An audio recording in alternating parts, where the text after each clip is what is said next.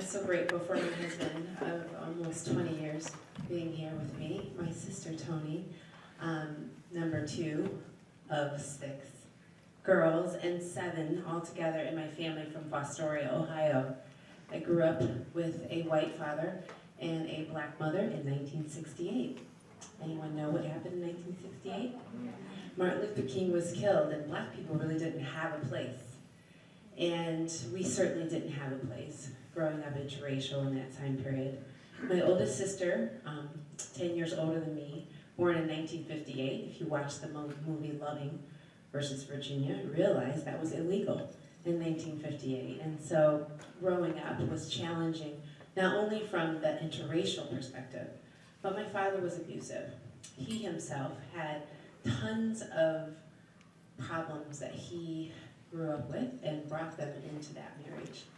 And my father did some very challenging, inappropriate things to my oldest sister, and no one really believed my sister, and so my sister ran away. When she was 16, I was at the time 6. And I didn't really know what all this meant, but I was always the jumpy, wanting to do something little girl who knew that there was something more that I could do with my life. And so I was always the one to get out of the house, get into sports, and really, really thought that if I could do something right with my family, that everything would be okay. Well, it wasn't okay. My father eventually tried to molest me. I pushed him away. And it was challenging growing up, but I knew I wanted to make a difference in the lives of other people. So I was kind of the fighter in the family and went on to go to college. I ran track in college, eventually got a scholarship, basically was on my own since I was 18, and pushed my way to get to college, got a track scholarship, went on to go to law school. Eventually my brother tried to kill my mom, and that was challenging. But the love of my life, David, who I thought I shouldn't marry because he was white. That was the problem. Because I said, I will never marry a white man. And he came into my life, loved me, took my brother in, cared for him, and then eventually my brother committed suicide 9 months later. And I started to realize I need to do something different. I was running away from my life, not really looking at what was going on in my life. And it was so hard for me, and my husband all the time said, my gosh, you have a story. You really need to write this down. And I thought, is this a positive thing or is this a negative thing? Is he scared of me? Is he? And I went on, and I'm going to tell you, I went on through living this lie of, running from my life.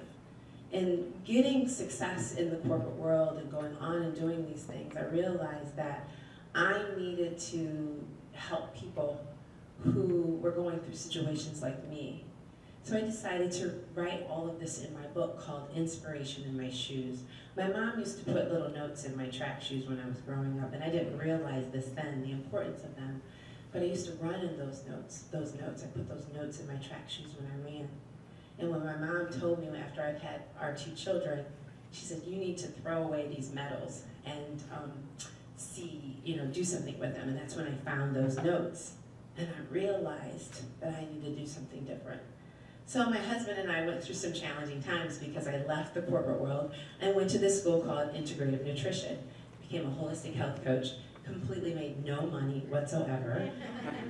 And it caused lots of problems, but I've just always realized that I needed to do something unique with my life. Sadly, just 2 days ago, we had a memorial for my sister, Andrea, who received the most abuse.